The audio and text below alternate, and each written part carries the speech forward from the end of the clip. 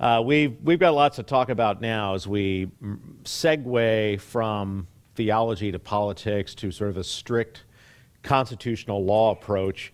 Here's what I want to move to now is last couple of days, I gave you an overview of how to think about law and justice and church and state in big terms.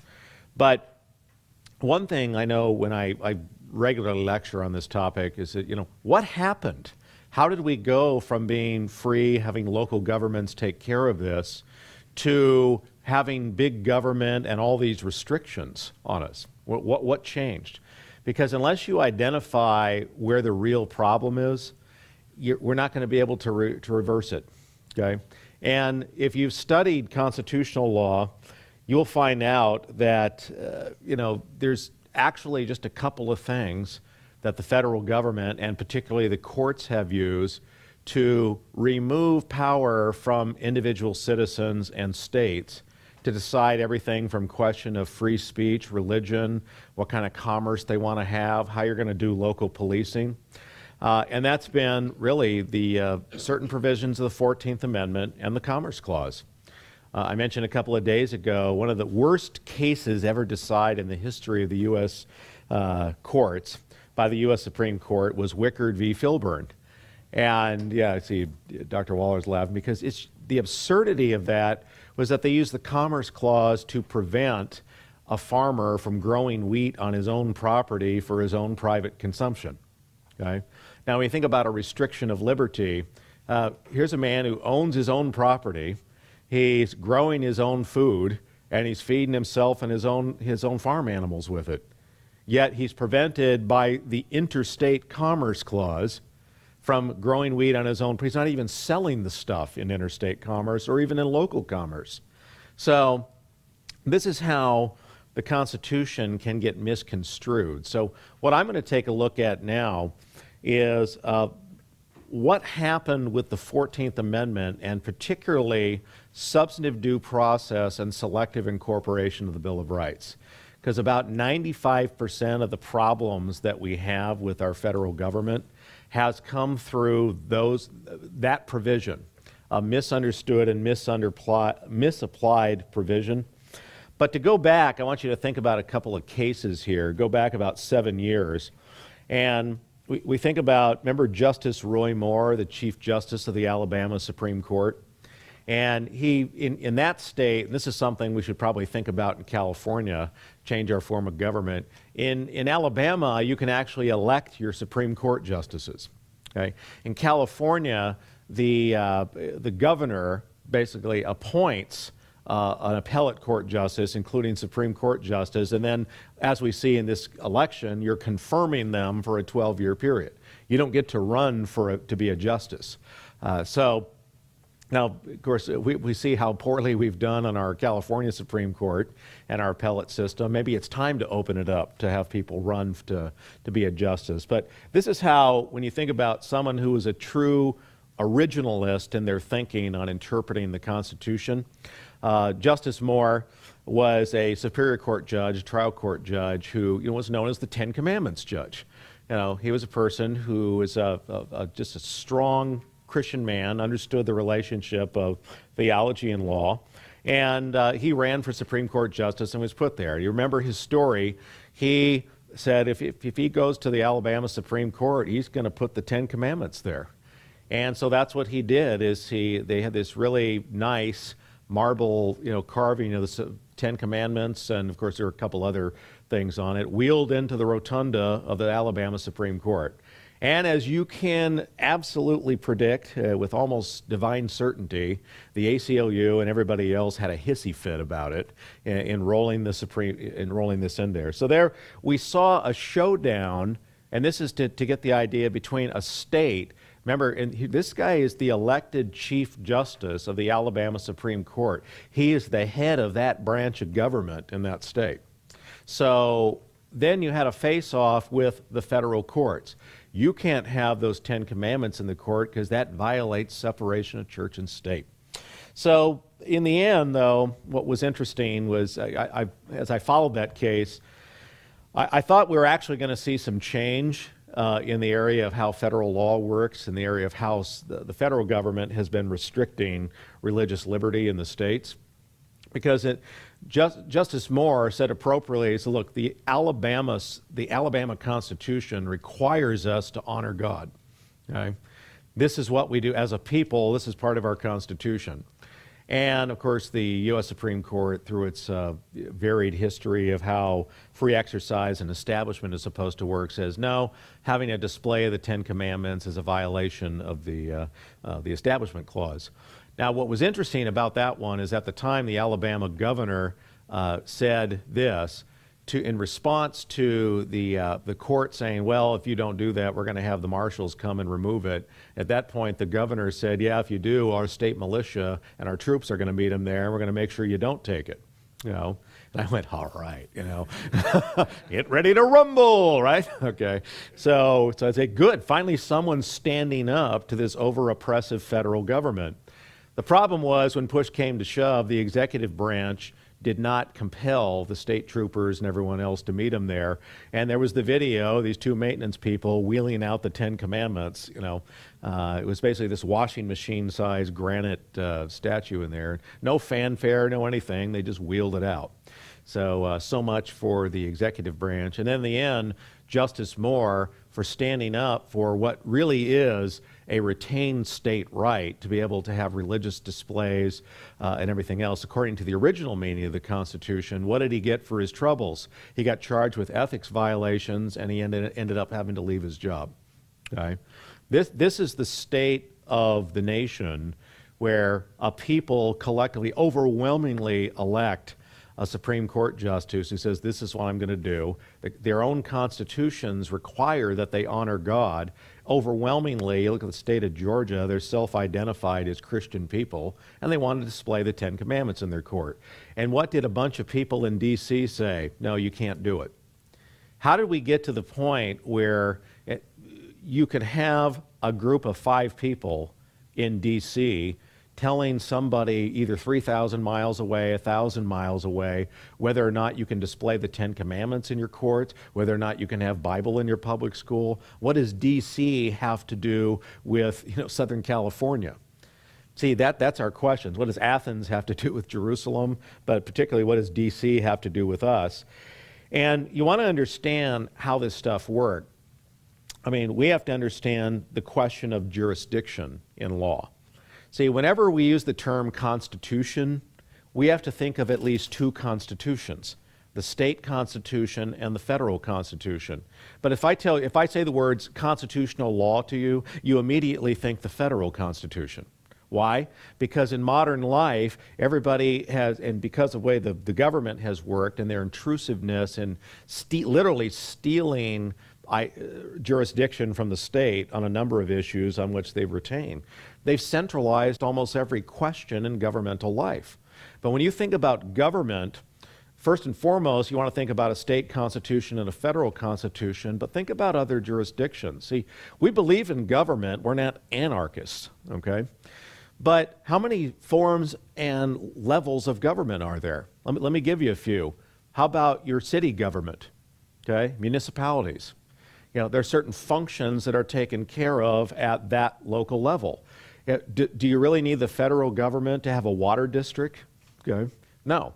So there are certain things that are done by municipalities. Local police powers, you need the local police to police that particular city.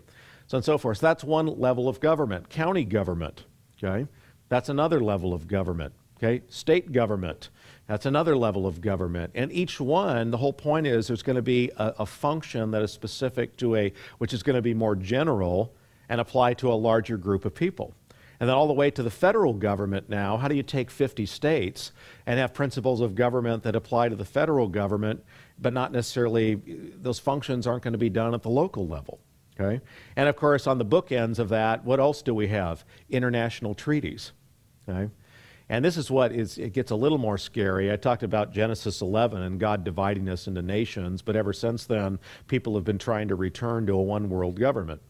And so what do you get? You get the United Nations, which started out as a discussion place, but now what they want to do is be able to tax, have an internet tax, international tax. There's all sorts of treaties that they want to tax international waters for fishing so they can raise trillions of dollars to have their own armies, to have their own courts. There's a world court that fortunately the U.S. government hasn't signed on to yet, so you can be dragged into court. But we have international intellectual property agreements. We have all sorts of things that are binding us to international law. So unfortunately, that's another, quote, jurisdiction to which we are accountable, and unfortunately, it's ever increasing. Now, what's the other one on the other end? Your homeowners association, okay? Yeah, there's another one that you sign on to by covenant, okay? Because again, that is a type of government in a small area in which you live. So, and when I can't go into the issue of, you think about when you commit a crime or a harm against someone, you stand in multiple relations to different jurisdictions. That's why, for example, you can be tried in a state and federal court technically for the same offense because of dual sovereignty. Okay, it can be the same action can be an offense against the greater sovereign and the lesser sovereign. Okay, so you have to understand the difference in jurisdiction. So here, when we think about constitutional law and its interpretation, then we're going to get to 14th Amendment stuff. What is at stake in interpreting the Constitution? And it's as simple as this: what's the rule of law? Okay? We talk about the concept of the rule of law. As I have mentioned, there's a lot of interaction with and parallels to theology here, because rule of law has to do with, is there a law that stands above everything else, that gives us normative precepts for how we ought to live, and is a guideline for us? The idea that it's a rule is that it's objective, it's knowable, and it governs how we ought to act. Okay? Now, that's a rule of law. How does that relate to theology? Well, how do creeds and doctrinal statements work? Well, that's our rule of faith. Okay? The Bible is our ultimate rule of faith, but the whole point is it governs, or it's supposed to govern, the way we act and the way we think. Okay? So what's the problem when we get to hermeneutics and exegesis? What's the proper way to interpret a document that is supposed to be binding on us? Well, I mean, we think about the way people handle the Bible. When people make it up as they go and read their own ideas into the Bible, is the Bible actually a rule of faith for us anymore? No. It's a rule of a pastor, the rule of the cult leader. There's all sorts of things that are imputed into the Bible, but what's the problem? They have not followed what's called an original intent hermeneutic. In theology, we'd call this a grammatical historical hermeneutic. How do you understand the Bible? Well, if it's going to be binding at all, it's binding in the original context.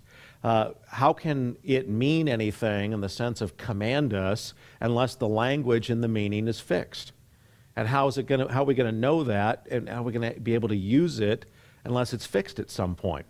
So what do you use? You use a grammatical historical hermeneutic for the Bible. Why? Because God revealed the Bible at over a period of time, and it's what it means in the original context. So how do you exegete it? You look at the original language, you look at the original historical cultural context, and you see what God gave at that precept at that moment, and then we figure out how to interpret and apply it. Well, the same is going to be true for constitutional law. You want to maintain an ordered society, you must have a grammatical historical hermeneutic of the Constitution, which is originalism. Okay?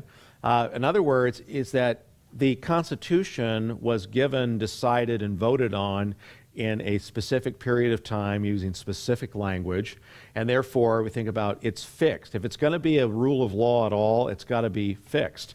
Otherwise, it is, as what some people say, it's a blank page and the justices are just reading into it what they want. And therefore, you have no more rule of law. Why is that important? Think about the prosperity that America has seen over the years. How does the rule of law function to help us with prosperity? That's easy. Think about the economies that we have. If you cannot predict what's going to happen based on law, in other words, if I order my steps by X, Y, Z according to the law, and I work within the law, I know I'm free and I can expect certain results. And that's why in the U.S. economy and the U.S. justice system, which has actually been one of the most predictable ones in history because we tried to follow a rule of law and original intent hermeneutic, people could open up businesses, follow the business guidelines, and then they can make money. But what happens when you start interpreting the Constitution or statutes willy-nilly to restrict people after they've invested $10 million in starting a business, and then you find out it's taken away from them? They can't do it anymore. People stop investing. It's not predictable anymore. So that's why we think about the relationship of the prosperity of a people and the rule of law. Again, the economy is one area. But how about this? How are you going to live your life if you don't know at any moment what a judge is going to decide what's criminal and what's not criminal? Okay? You can't do that. It makes the entire way of living unpredictable. So you end up with what? Black market economies. You end up with people ignoring the law because it's not predictable, and you end up with more chaos in society. So what's at stake in constitutional interpretation is the rule of law itself and the predictability of it. So as we consider this now and apply it to the constitutional question, where did this stuff go bad? Okay, there's two things. We think about the hermeneutic itself. We've gotten away from originalism, period. We have people who either don't care about the rule of law and the authority of the U.S. Constitution, or we have people who say they do, and they have adopted what is a postmodern approach to interpreting the Constitution. Now, I say this because we just confirmed another Supreme Court Justice, Elena Kagan, and here's another person, another Harvard Law School person who is a critical legal studies postmodernist. And if you think about what that means, this is the living, breathing document hermeneutic. And what does that mean? It simply means that we can't know truth. The language of things is always changing, so what we have to do is, we can never know authorial intent. Now, if that's true, what do judges do? Judges look at a document, and then they can only deconstruct it according to their own worldview and ideas, and then reconstruct it according to how they feel it ought to be. Okay? And if you know anything about postmodernism, what does postmodernism hate? The concept that anybody knows the truth above anyone else, so they don't like hierarchy. Everything has to be equal. This is why, and you've heard this over the years, why are the courts looking to international law to help them decide their opinions? And the answer is, it's that postmodern precept of no hierarchy. We want to see where everybody else is, so we're not either above or below in rights or freedoms of any other country. That's not constitutional interpretation or any hermeneutic of it. That's just simply looking at where the world's going and then trying to do, basically you're doing sophistry to say this is what the Constitution means. So that's what's going on. And you think about this, when every justice raises their right hand and swears to uphold and defend the Constitution, see, I would submit that if anyone holds a critical legal studies or postmodern method for constitutional interpretation, they are automatically disqualified, because what they're claiming is, I can never know the original intent of the Constitution. Which means what? Which means you could never swear an oath with any meaning to uphold and defend it. But see, this is why, as I'll get to the remedies at the end of this, the bottom line is you find every justice, every judge that's on the federal circuit and impeach them. Because if they hold that view, they cannot fulfill their oath of office. Okay? The question is, do we have the guts to do that, to turn the country around? Okay? And, those are, and not in the political sense, when we talk about radical, there's a radical, in another sense, theologically, in other ways, just means radical means it extends to all aspects of the thing, like radical depravity in the study of the doctrine of sin. It means sin extends to all aspects of our being. Okay, that's what a radical depravity is. And when we talk about a radical solution, that's another sense it means a comprehensive solution to something. So those are some of the things that we can do. But now let's go back to an overview. How did it go bad and how are we going to fix it?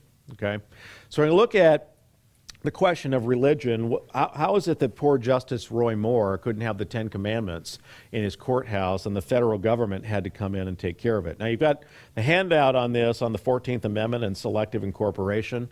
I am not going to cover each and every word of this. I want to give you the biggest overview that I can.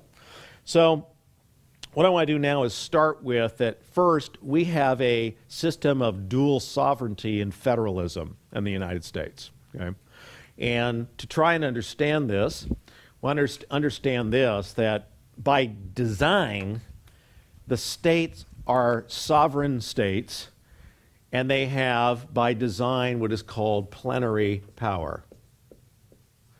Okay? The federal government, in this is something we got to get straight. The states created the federal government, not the reverse. Okay? I mean, that is our history and that is our legacy. These were, we think about the 13 colonies, they were all states. They were really, they had their own constitutions. They were independent and distinct peoples. They were Christians, but the North was more industrialized. They had more of one kind of Christian group. The South was more agrarian. They had another type of Christians in it. They didn't want people from New York running Georgia and vice versa. They're just different people groups, different kinds of people. So you started out with a bunch of sovereign groups, but the problem is when it came time to repel invaders and how to work together, Articles of Confederation didn't work. But these were people who say, we don't want King George coming back in and trying to run everything for us and superimpose all these bad ideas on us. So we want to retain this. We're already existing independent, in effect, countries. I mean, you think about what a state is, it'd be like the state of France, the state of Great Britain, and so forth. These are states. So what did they do? They formed a compact with the federal government, okay? Which is important when we look at this, is that they gave, where here the states had plenary power, the federal government has enumerated powers, okay? So when you think about, the power of a state judicially, when you think about equity issues, things like that, no. States can expand on, do what they think is right. That's what plenary power means. They have the policing powers. The federal government, and this is the problem, is supposed to be able to trace every single one of its actions back to a provision of the Constitution, okay? And if it doesn't, then it's void. That's the whole point. And so you see the federal government having limited or enumerated powers. It was given, if you actually read the Constitution, very few things to do. Okay? Have anyone actually read the whole Constitution? It doesn't take that long. It's a very short document. Yes, you on the left over there. Yeah, so, yeah. You read the stuff, it'd take you about, a half hour, 45 minutes to read it. If that. If you're a speed reader, who knows, But, and if you look at what it did, you find out that, all right, you got a federal government with enumerated powers. You have a judicial branch, you have an executive branch, you have a legislative branch. But you actually look at the powers they have. What are they? Postal roads, coining money, raise armies. So you think, well, where is it that they told us how to do religion or any of these other things? And what you find out by design, what the Founding Fathers had in mind, and Thomas Jefferson summed this up, is that the national or federal government essentially dealt with external affairs. You only need one ambassador to France to try and get good deal on, baguettes, okay? We don't need 13 ambassadors to France. We don't need that. So the whole point was dealing with external affairs, we dealt with a single voice. We only need one army, not 13 armies. So these are the kinds of things. And then to try and foster some type of commerce and unity between the individual states, well, it's a lot easier if you have one system of money. It's a lot easier if you have one postal system, okay? But you read the Constitution, there wasn't a whole lot that they gave the federal government to do. Everything was essentially done at the state level, all right? So everything from religion to the economies to everything else, but it's when you went interstate, okay, where you went from Georgia to Tennessee, this is where we started to see how the federal Constitution worked, is essentially it was designed so that as the states relate to each other, one state could not get an advantage over the other states. So that's where we see, privileges and immunities clauses. We see the interstate commerce clause. Federal privileges and immunities essentially said if someone from Tennessee goes to Georgia, Georgia has to, as a federal citizen, you have to treat that person from Tennessee with the same rights and privileges that you treat your local Georgian citizens. Okay, it didn't say what those were. Why? Because local people, they can make their own laws and they know what's good for them. The point is, if a stranger comes in from another state, they are given the same privileges and immunities under law. But they never said substantively what they had to be. Okay? So these are the kinds of things, when you actually read the federal Constitution, that it didn't give them much to do. So how in the world do we get to the point where the federal government can come in and tell a state you can't have Bible in the public school, 10 Commandments, you have to allow obscenity, you have to do all these things. And here's how it happened. Okay? Now some of you are familiar with, hopefully you know about the Bill of Rights. Okay? What are the Bill of Rights? The first 10 amendments to the Constitution. Why? Because the people who passed it says, yeah, we'll sign it if and only if we get these guarantees. It's going to follow later that the federal government is going to be restricted in these very restricted areas. Okay, we want it clear that the federal government's going to stay out of our business. All right. So what you got was the Bill of Rights and 10 amendments, first 10 amendments to the Constitution, where you'll notice, and Dr. Waller is going to go through a lot of the specifics of the First Amendment, but the whole point of the Bill of Rights is that it restricted the federal government from intruding in the states on those areas. That's why when you think about this system of dual sovereignty and federalism, and particularly, we think about the Supremacy Clause, if a power was given to the federal government, it was supreme, okay? And the states here were subordinate to that. But at the same time, we think about the restrictions on the federal government that were explicit, okay? Think about the First Amendment. How does it read? Congress shall make no law respecting an establishment of religion or preventing the free exercise thereof. So what did it restrict? It restricted the federal government from making laws respecting an establishment of religion. In the states, they had all sorts of established religion. Okay? Why? Because they reserved the right to do that. This is who we are. We teach Bible in our public schools. We can prefer this over this. The federal government can't. Why? Because there is supposed to be no federal church, no Church of England, no Church of, no, it's not. We're not going to be the Baptist, states of America, the Presbyterian states of America. Why? Because then you have a religious test for public office. Okay? So we want to make sure everyone is able to participate in the federal government. There's no religious restrictions, which, by the way, this was a problem. Article 6 of the Constitution that has the no religion test for public office. This is important because it came up in the 2008 election that, supposedly with Mitt Romney running as a Mormon, there's certain evangelical commentators who are saying that, it's sort of the spirit of Article 6 is supposed to restrict us, from saying, hey, I don't want a Mormon in the White House, when the fact is, no. One of the biggest issues in constitutional interpretation is this restricts the government from acting. Article 6 says the federal government can't have a religion test. You can have any religion test you want as a personal preference. And so Article 6 has nothing to do with whether or not you personally want a Scientologist, a Satanist, or anyone else. I don't want to vote for a Satanist to be the President of the United States. I don't want to vote for a Mormon. I don't want to vote for a Scientologist. You have the right to do that. That's private conscience. Article 6 has absolutely nothing to do with that. It restricts the government from having a religion test, okay?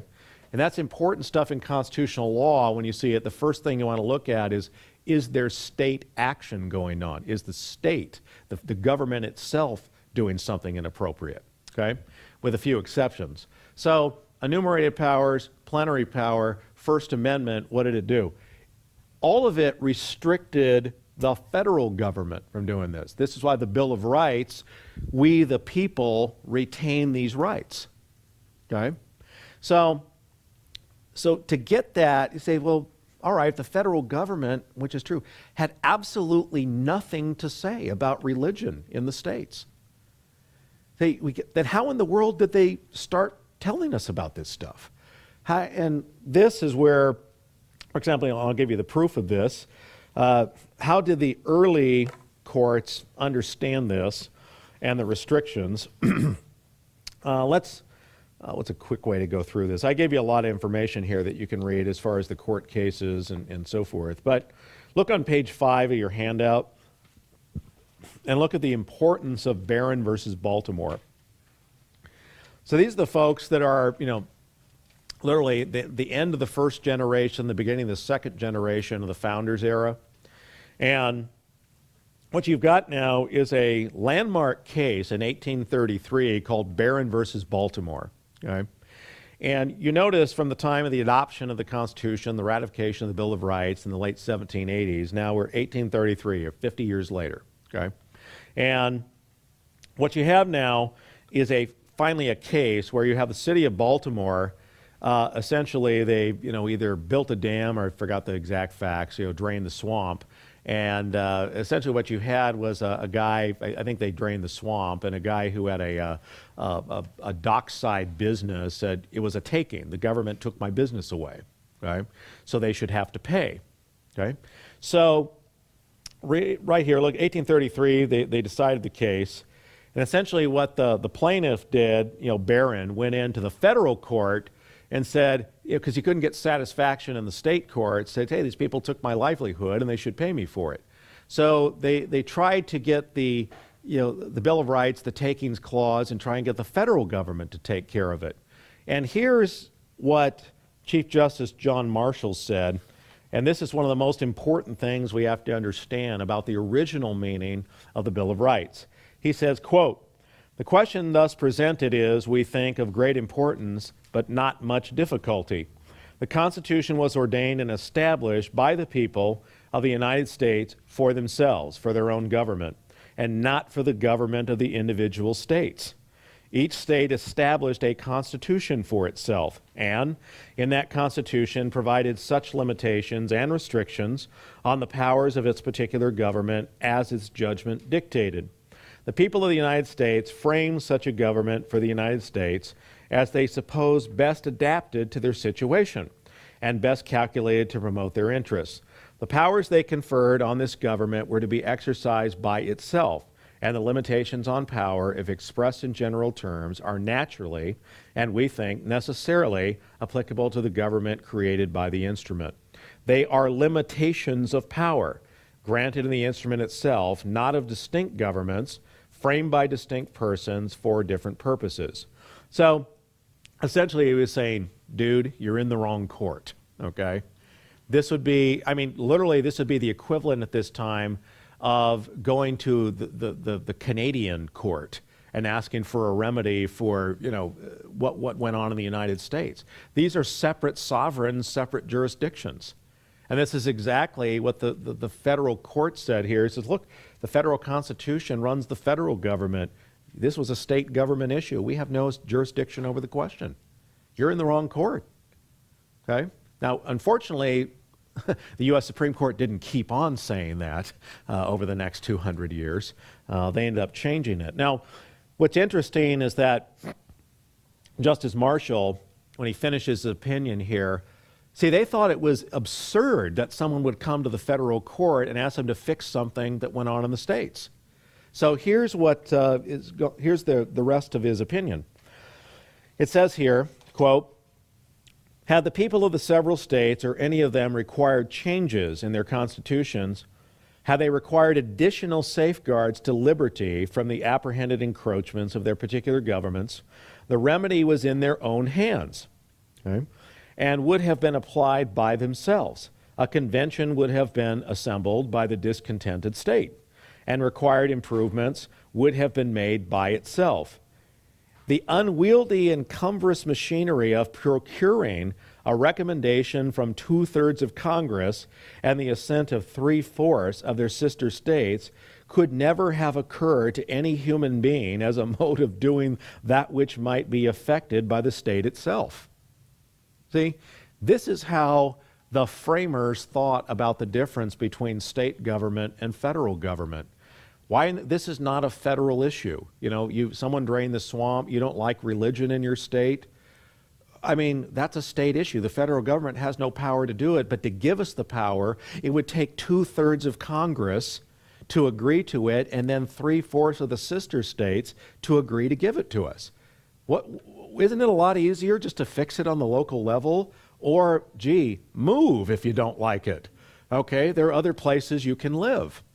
But to coerce the rest of the nation into a different policy to fix your local problem, that's what they say. It's an absurdity on their minds. Yeah.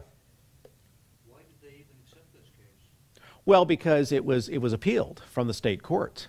The way that these cases are heard is when you get to for example, you get to the highest state court, this is the state Supreme Court, and there's a federal issue involved. You petition the Supreme Court, what's called a petition for a writ of certiorari. Certiorari is a discretionary writ where the court decides whether or not it wants to hear the case. And if there's a federal question or federal constitutional issue, it can say to the lower court, send it up for our review. Okay? And since they posed a federal question, and it was such an important federal question, the Supreme Court decided to hear the case so it could be clear on what the position was on the Bill of Rights. That's why they decided to hear the case. So, but you notice here, this is not what you're hearing coming from the U.S. Supreme Court today.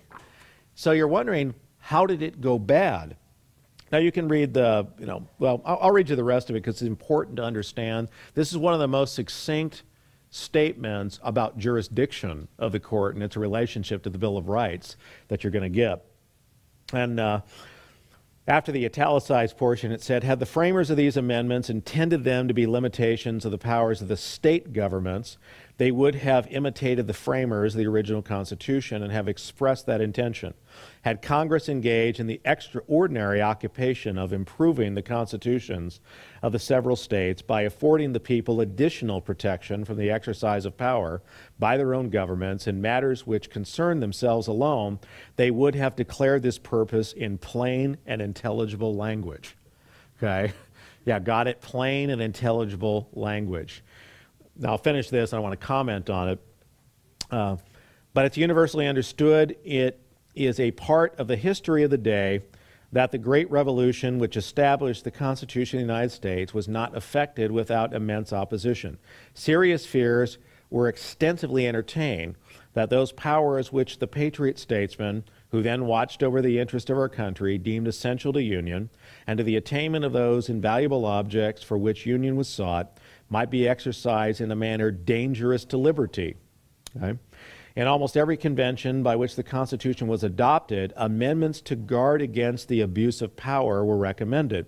These amendments demanded security against the apprehended encroachments of the general government, that is the federal government, not against those of the local governments. Okay? It's as clear as crystal here that this, and by the way, this was the view of all the founders, and it was the view of literally the entire Supreme Court up until the 1920s, okay, when they started to incorporate the Bill of Rights to the states. Yeah. I think Bruno makes that point great in his book on politics, that when we ask who's the most powerful man in this country, it's Justice Kennedy. Yeah, at this point, yeah, the most powerful man in the country. Yeah, he's a swing vote on the court. But see, and that's where I haven't read Grudem's new book. It just came out a little bit ago. But and Grudem is as far as I know, doesn't have a constitutional law background.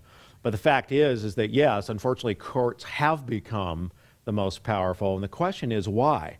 Because according to this, the federal government and especially the courts are not supposed to have a say on what rights are in the states, and particularly the Bill of Rights. That's what was in question here, is they're saying we have nothing to do with enforcing the Bill of Rights. That was the states retaining those to themselves, those rights. And that's why religion, speech, all of these things were decided by the states because they retained that right to decide. They made sure they didn't give it to the federal government. And so anyway, so that's Barron versus Baltimore.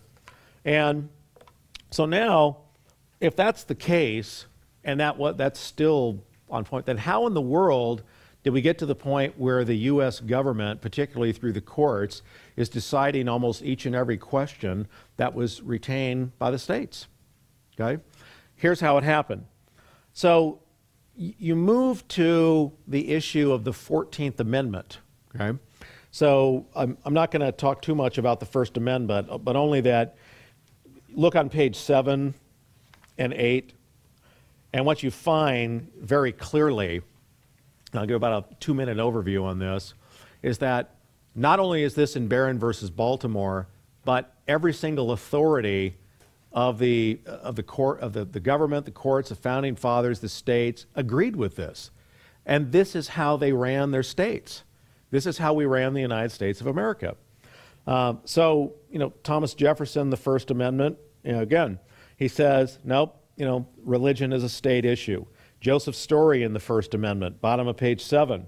He explained in his commentaries on the Constitution, look at the top of page 8, direct quote. And again, who is Joseph Story? He was an associate justice of the Supreme Court, and he's credited with being one of the founders of Harvard Law School.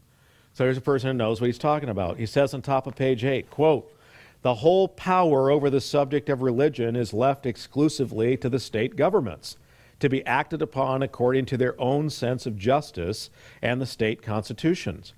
And then he says, the real meaning of the First Amendment, the real object of the amendment was not to countenance or much less advance Mohammedanism, aka Islam, or Judaism or infidelity by prostrating Christianity, but to exclude all rivalry among Christian sects.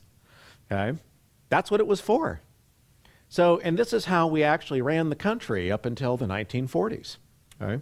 So that was the original meaning of it. You can read the how this was followed in the state constitution. See, read page 8 and look at the Massachusetts State Constitution.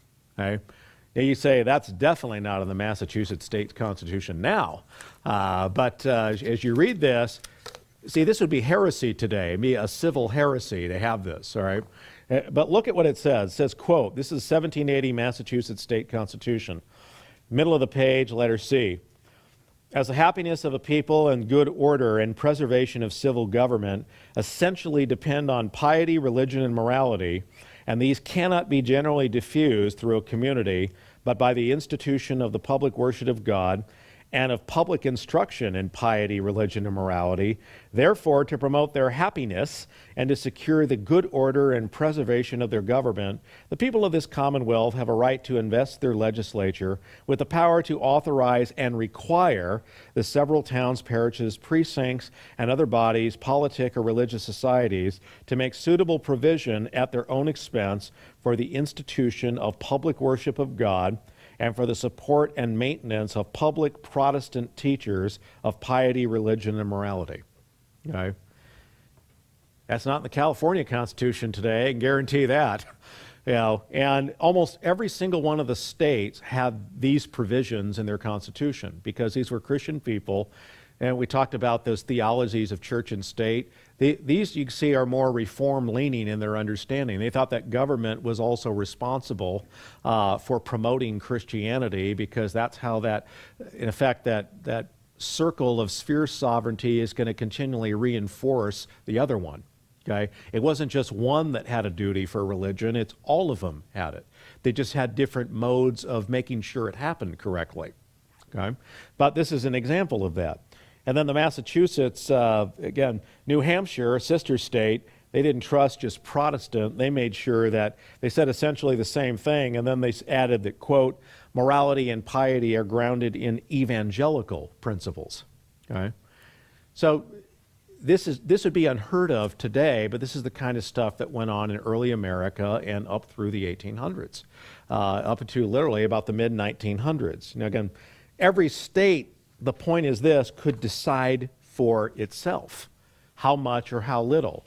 That's why when you read the modern interpretations of the Constitution, Or you read people who want to do bad scholarship and they selectively cite, the Virginia experiment, where, geez, our declarations on religious tolerance. The point was that only applied to Virginia.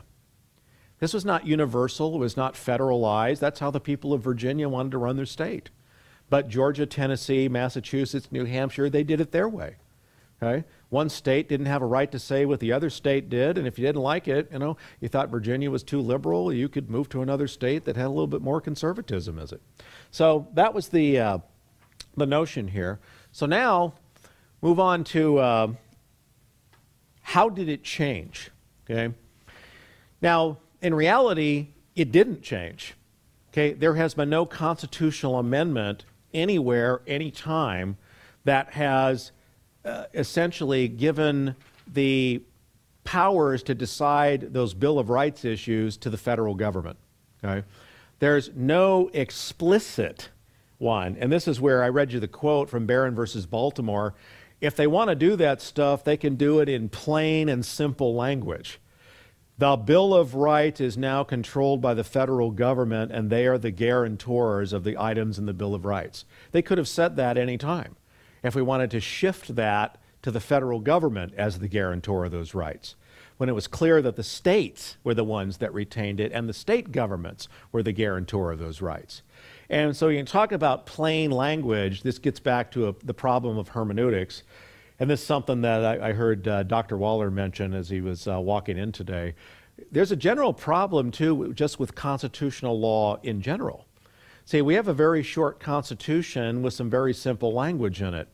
And what's the problem with that? When you start to use very generalized language, it talks about big principles, but the problem is with big principles is unless you have people who know the original context well, know what it means, why it's there, like, Justice Marshall in Barron versus Baltimore. So what happens now when you have vague and generalized language? How many things can you fit in there? See, but it's the nature of constitutional law. You have to have principles in place so you can make statutes from it that are particular applications of it. Well, the problem is if it's too vague, then what you get is what we see today. Too many people that use the Constitution like a wax nose, bending it wherever they want. So, and what's the alternative? Well, look at how many ways have we amended the California Constitution where it's just multiple pages, where it reads more like a statute book than a constitution. So, why? Because we want clarity, because we don't want to give the courts who look at this stuff with the wrong hermeneutic on a generalized term the wiggle room to make a decision. In fact, that was the problem, as Dr. Waller mentioned yesterday. Prop 22 was passed in the year 2000, and then it was 60-40. And I was already teaching here at Biola. I've been here since 1992, but I was finishing law school at the time, and I remember attending a debate on Prop 22 at the law school. And sadly, our Christian representative there lost because he just wasn't law trained. So they had the head of the Democratic Party in Orange County, who was an open homosexual, arguing against Prop 22, and he cleaned our guy's clock, as the guy wasn't law trained. So I encourage you, don't go into a debate unless you know what you're talking about, because we lost ground that day. People ended up laughing at our candidate because he was making such silly statements about law.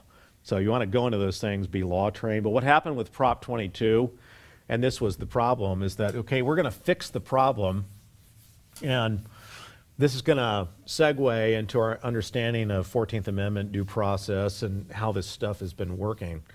See, Prop 22 only amended, it didn't amend the California Constitution, it just amended the Family Code, saying marriage would be between one man and one woman.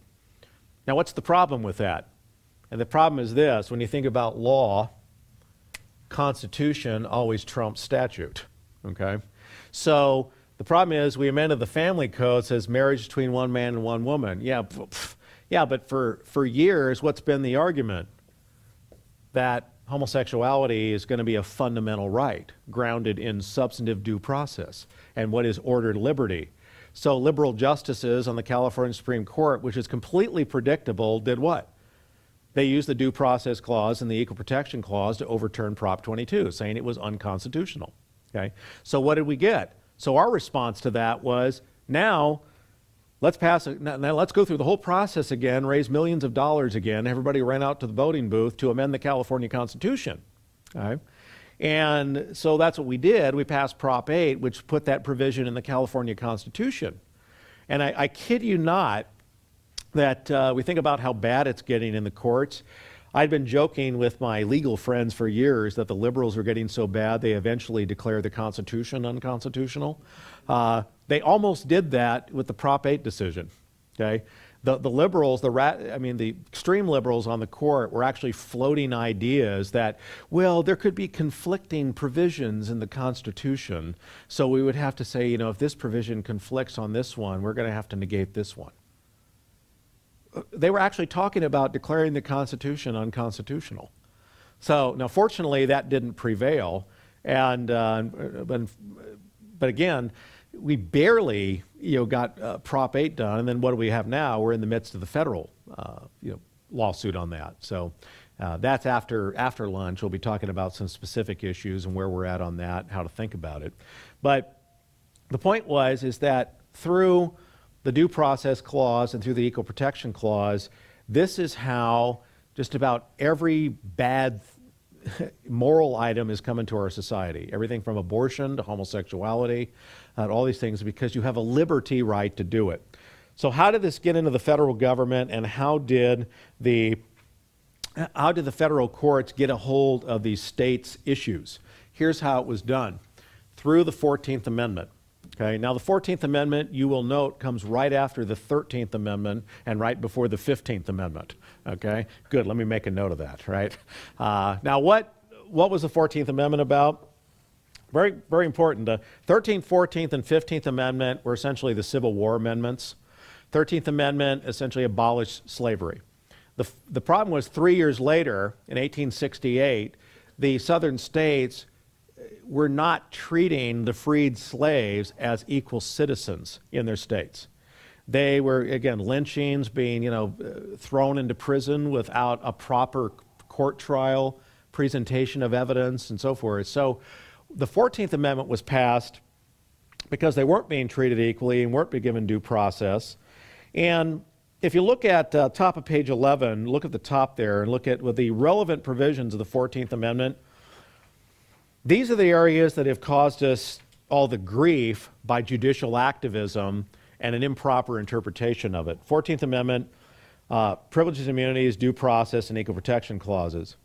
It says, no state shall make or enforce any law which shall abridge the privileges or immunities of citizens of the United States, nor shall any state deny any person life, liberty, or property without due process of law, nor deny to any person within its jurisdiction the equal protection of laws. Okay. Dude, your coffee pot's growling. So, okay, so, yeah.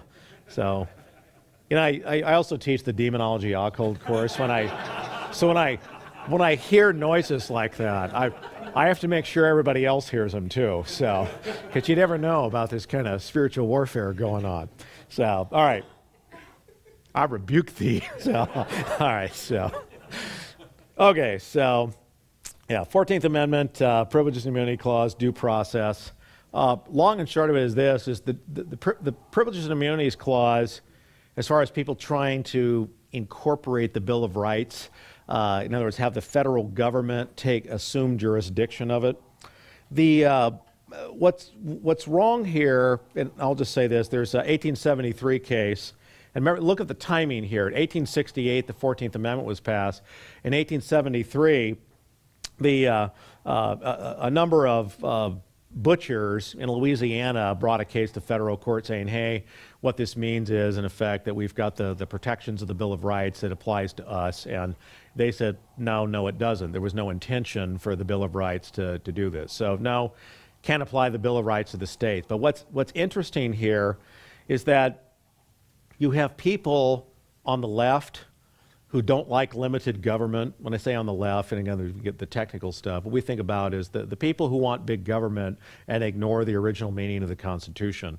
These are the people who are always, quote, looking for a way to construe the Constitution to give the federal government authority to say something that it really doesn't have.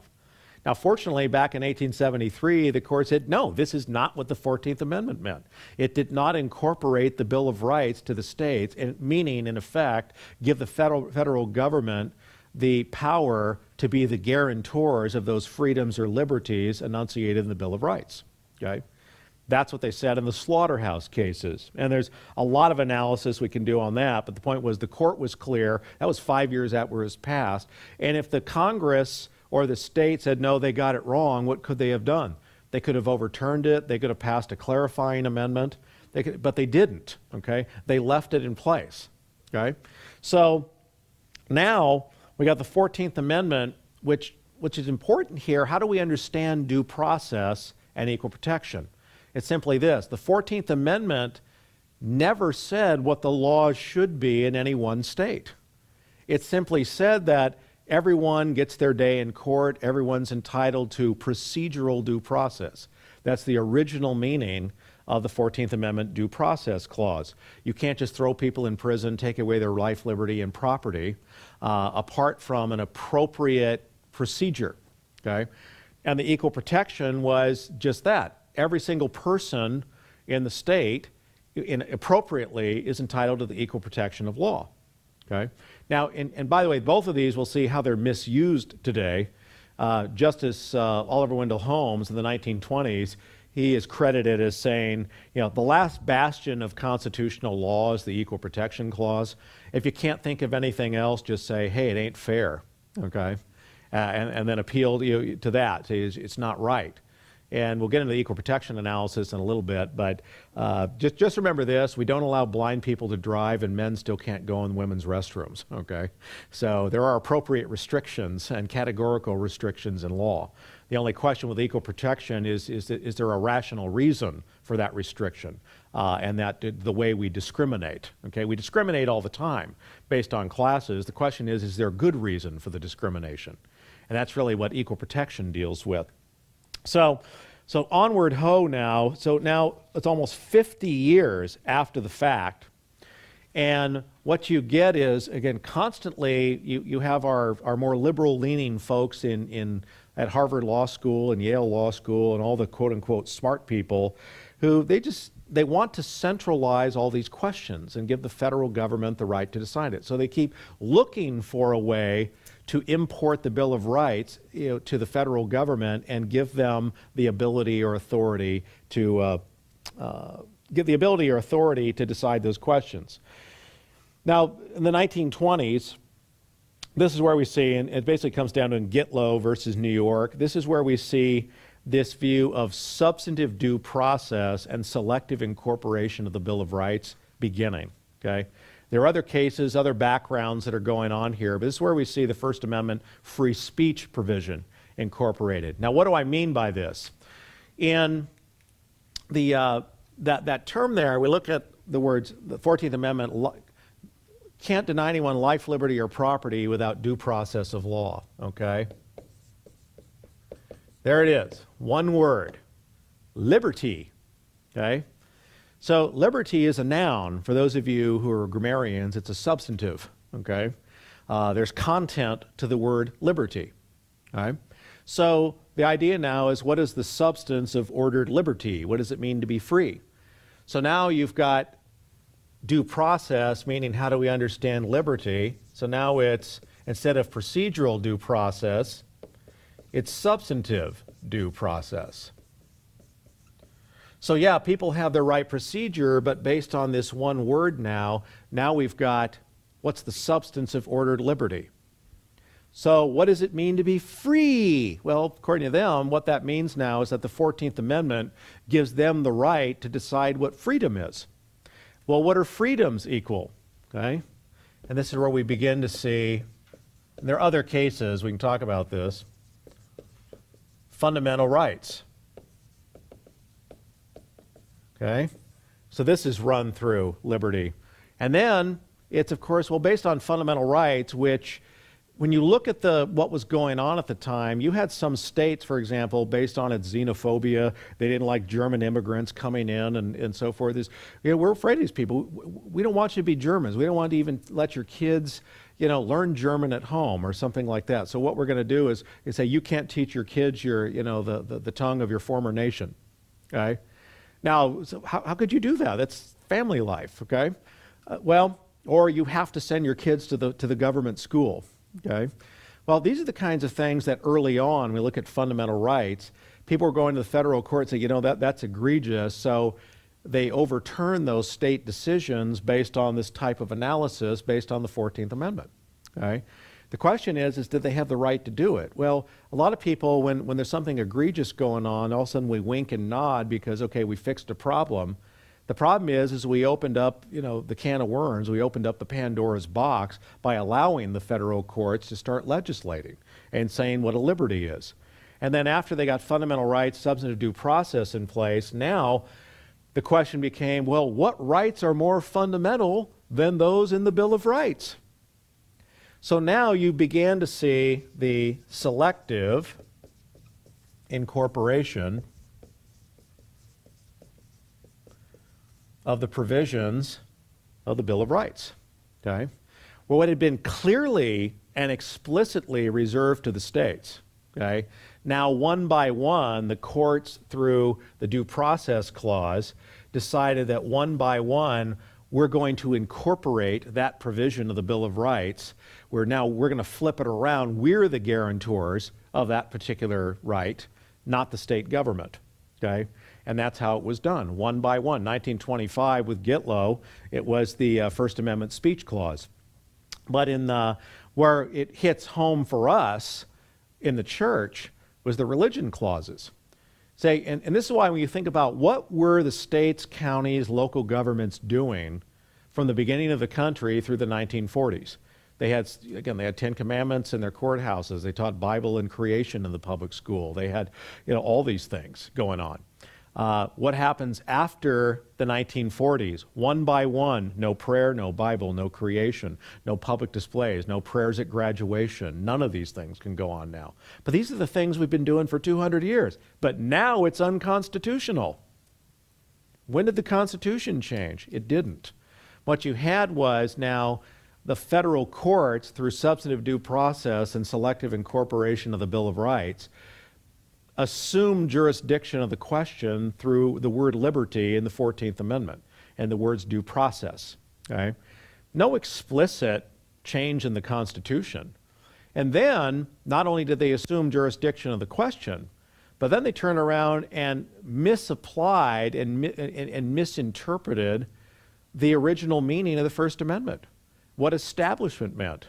Established, this Justice Scalia got it right, just means there's no state church, okay? That was about it. But even then, but he's applying that to the federal government. The point is that, the federal government couldn't establish a religion, religious test, church, or anything like that, but the states could. So even if you're trying to get the original meaning of the First Amendment, look at what the state governments were doing, which we already read to you. There's all sorts of religion going on. It just meant there was no state church for the federal government. That's originally what it meant. So now, enter the 1940s, where now in 1940 you have the Free Exercise Clause, the First Amendment, incorporated. Okay, so now in a case called Cantwell versus Connecticut, in 1947 the Establishment Clause was incorporated through Everson versus Board of Education. So now the U.S. Supreme Court is deciding for all the states what free exercise of religion is and what an establishment of religion is, and restricting all sorts of religious behaviors which were permitted before.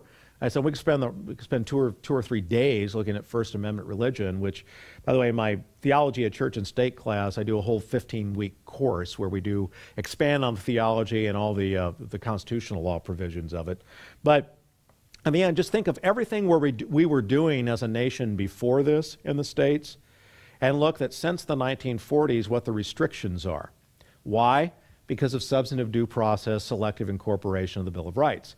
Now, since selective incorporation began, just about every provision of the Bill of Rights has now been incorporated, okay? There are a few that have not, like the federal right to bail or something like that, but almost everything else has. What happened in the 1960s? Well, that's when we saw, the police, the Fourth Amendment, the Fifth Amendment, the Sixth Amendment, the Eighth Amendment, where, we see the restrictions on capital punishment for a while. That's now cruel and unusual punishment.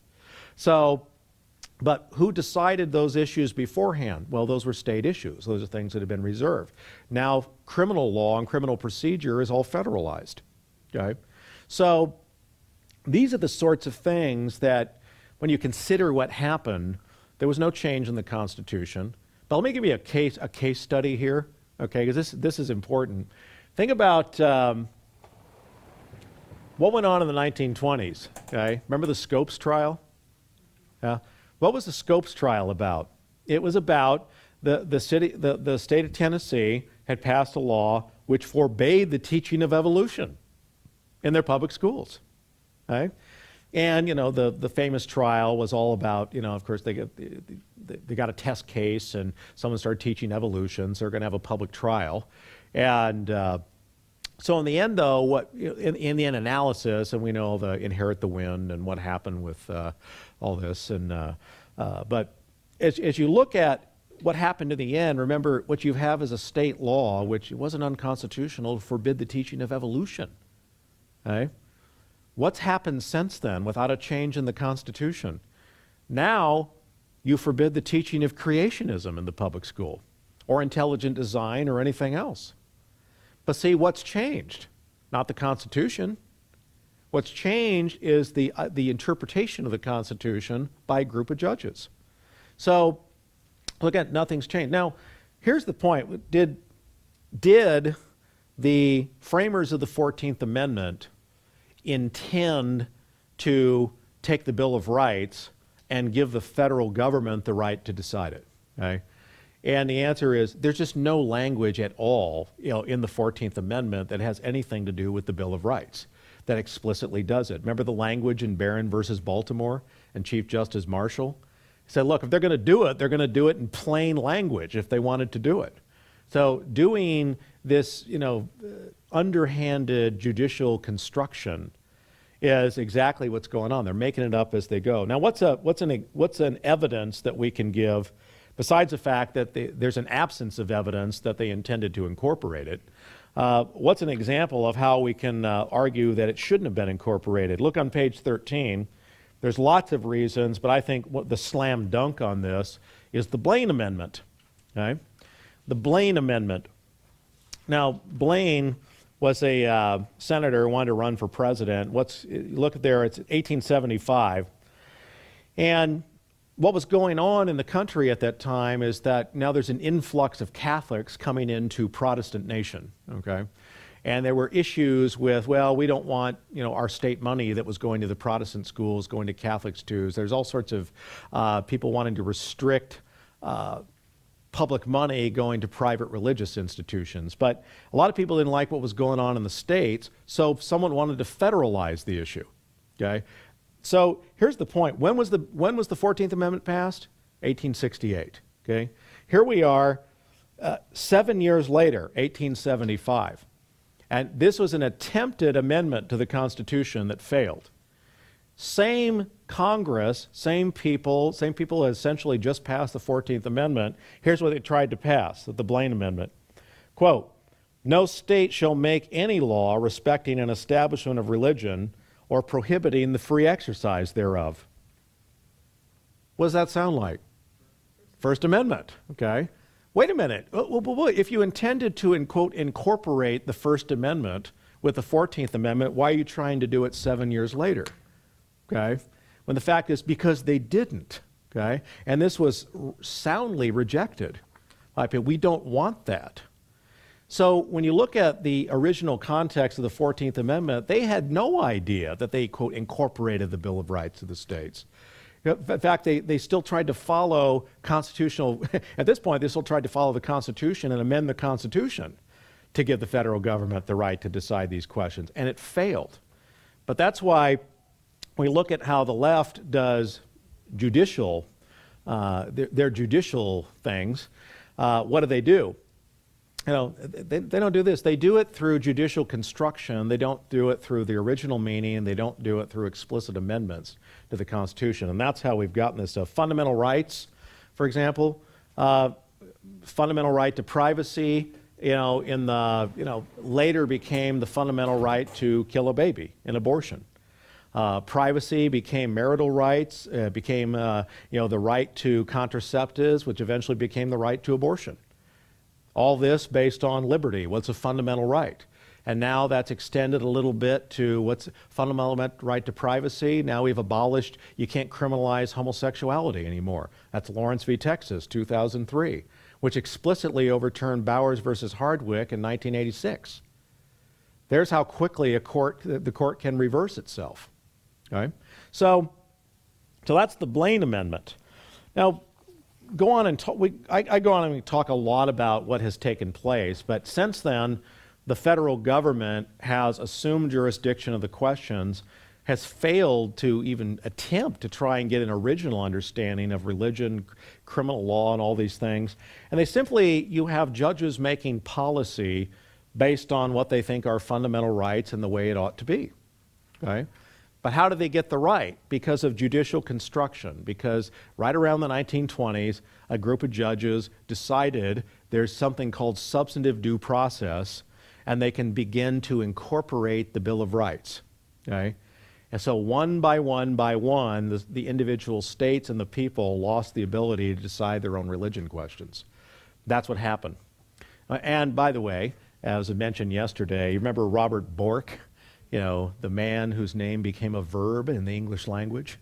What was one of the big reasons he got borked?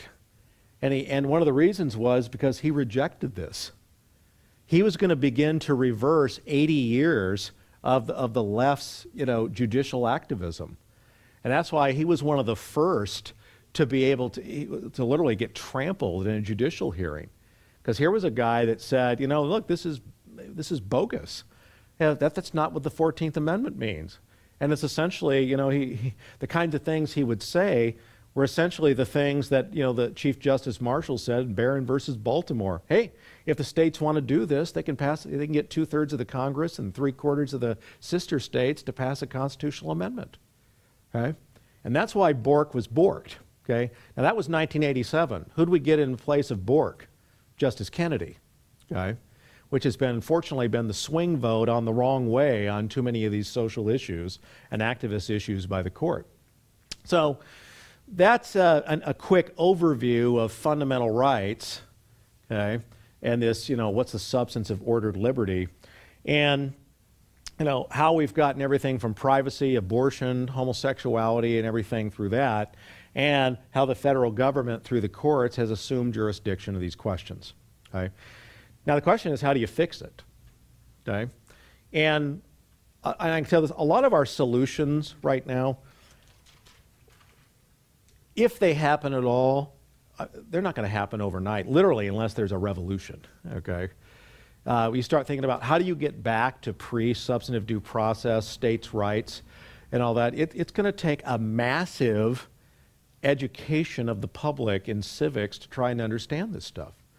Because what do we want? We want limited government. Just put everything back to the states.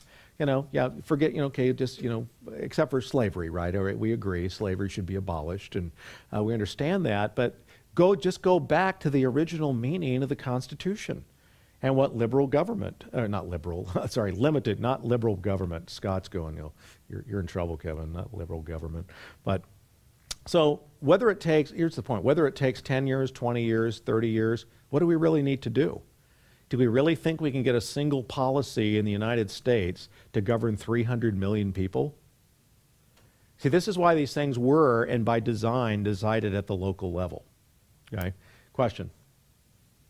Yeah, from the privileges and immunities, but see, privileges and immunities, and here's the logic of it, that's federal, okay, of federal citizenship. Say, all right, the question was, were those provisions of the Bill of Rights federal privileges? No. Okay? That's the logic. That's why it's absurd. That's why it was absurd. And in the slaughterhouse cases, they rejected it because Bill of Rights privileges. There's a states. The original Constitution has a privileges and immunities clause. That's called the state privileges and immunities, and that had to do, in its original context, with treating people of different states equally. You go to Tennessee to Georgia, it's the same standard. The federal privileges and immunities clause in the 14th Amendment had to do with federal privileges, like right to travel and things like that. But the whole point is that, see, when you look at what that Bill of Rights was about, these were retained state privileges.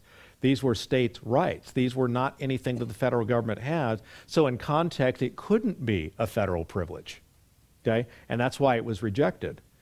But this is why, it's an anachronism to take, year 2010 understanding of these things and superimpose them back on our earlier understandings of the Constitution. So, and we have to be realistic here. Right now, we just have to keep from the barbarians taking us over. And you don't think it can happen, as you show you look at the anarchists going on. It was a couple years ago, in Seattle, we have these world economic conferences. They plan these riots. It's going on. We don't think Sharia law can be here. That's probably what they said in Great Britain, 10, 20 years ago. I mean, I was surprised. I was driving here yesterday through Westminster, and bam, hey, there's a mosque. I hadn't seen that before. Where'd that pop up? So, you think it can't happen here, it can. If I told you 20 years ago we would have state-sanctioned homosexual marriage, you think we're crazy. So, but how does it take? The other side works incrementally, and they never give up. See, what do we need to do to restore the government? We need to put this stuff back to the states. It's not going to happen overnight.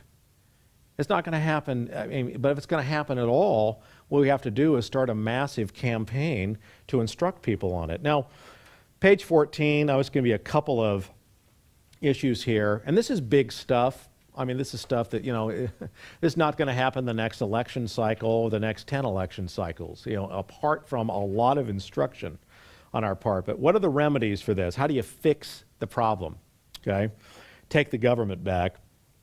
A couple of things here. Remedies, okay? Again, you look at the way the federal Constitution is set up. Congress is the most powerful branch of the government, okay? They've got oversight over really the other two. They're first in power. Even though they're checks and balances, they have the most powers. Why? Congress can impeach, the House can impeach, the Senate can remove a sitting president, a sitting justice of the Supreme Court. They can do that, okay? Not the reverse. So what's the first remedy? The question is, do we have the will to do it? We don't have the political will right now. As I mentioned earlier, with critical legal studies, postmodernism, and Kagan, can these people really uphold and defend the Constitution? Think about people in any branch, in the executive branch. If Barack Obama is a postmodernist, which I don't know that he is, can he really uphold and defend the Constitution and do his oath of office? See, the question is, are we going to wait and just let, again, year by year, slowly, as Bork says, we're slouching towards Gomorrah. What's it going to take to reverse it, not just to stop it? Conservatism, what does that mean? We hold the line where the liberals last moved it, right? That's conservatism. We need a U-turn and go back. And this is the U-turn that we need. And then it's a lot easier to fix 50 small jurisdictions than to fix one big one with 300 million people, okay? So that's going to be one of our first tasks. One, if theoretically you can impeach, but that doesn't happen very often. Usually the only time you're going to see a justice impeach is if they commit some kind of crime on the bench. And there have been justices that have been impeached. It just doesn't happen very often. The question is, do we have the political will to do it that way? Constitutional amendments.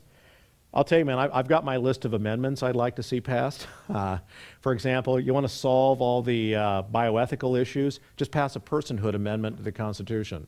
Legal personhood starts at the moment of conception. Bang, you're done. Then every issue in criminal law and everything else that deals with preventing murder, robbery, mayhem, everything else applies to them because they have full legal personhood status, okay? So, so something like a personhood amendment. Or what you can do to start over, get a Congress to do what? pass a deselection amendment to the Constitution. All you're going to do is explicitly state in the Constitution that they'll overturn the court and say the Bill of Rights is the guarantors are the states, not the federal government, and explicitly overturn, these various decisions. You can do that. Yeah.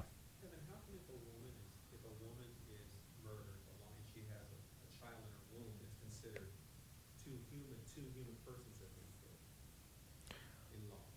Well, because there's inconsistency in law. That's the whole point. In fact, you look at estate planning law, you can inherit from the moment of conception. You're considered a legal person. Okay? So the point is different areas of law treat it differently. It's only because you have, in 1973, you have a particular justice and, unfortunately, their cohorts who were just sitting there fiddling around on the nature of personhood. They wanted to grant an abortion right. And so they found a way to do it. Okay? And because I can tell you, I work for the Court of Appeals, and you know how the justice system works. And this is, when you go to court, you got to realize that judges have a lot of leeway to listen and grant arguments. There's discretion. If they want to grant you your argument, they will look for a reason to do it. Okay? The higher up you get in deciding fundamental rights and what substantive due process is and things like that, the higher up you go on those things, the easier it is for the courts to say, hey, what's liberty? What's, fundamental right? And then they start legislating at that level. So if they want to grant it and they can get a majority of their colleagues to go along with them because they want to make policy, that's what they're going to do. Okay? But that's why, we need to fix the judiciary and have more congressional oversight. But that's the, these are the kinds of things to do. You can do a constitutional amendment. What does it take to pass a constitutional amendment? I mean, 99% of the proposed constitutional amendments fail. They don't pass. There's lots of constitutional amendments that are offered, and almost none of them get off the ground. So it takes a lot to do this, which means what? You can have a lot of people really upset in the United States to understand what happened and to turn it back around. That takes education on our part. All right? So next, what's another one? The most radical one, and this is something that, we tend not to think in these terms, but state secession. Okay? I mean, and this gets to the question, who do we live for? We live for God. We don't live for government. Government was made for man, not man for government, okay, to misquote a biblical passage. But you get the idea that, look, we're supposed to make governments around how we should live, not governments make us live how government wants us to. Okay, it's not the reverse. So you look at human history, there's been all sorts of redefining of borders, where, you had European unions, you didn't have European unions. Now you have a European Union again. You had the Soviet Union, now you don't have the Soviet Union. Now you have a bunch of independent states. You have now independent, contracts between them. Point is, if it ever gets too bad, how long do we let it go before we decide we're not going that route anymore, okay?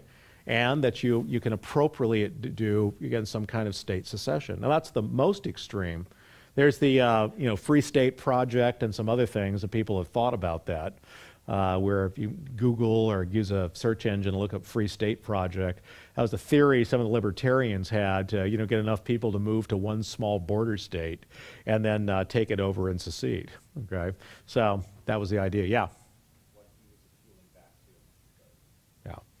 If you actually look at some of the ratification conventions in some of the states too, some of them did, in their own state conventions, they left provisions to leave. They're still unsure about this government, so we wanted to, in our state conventions, some of them had provisions to get out. But the question is whether that was going to be recognized, and that's the question, what is perfect union explicit enough to say you can't get out, okay?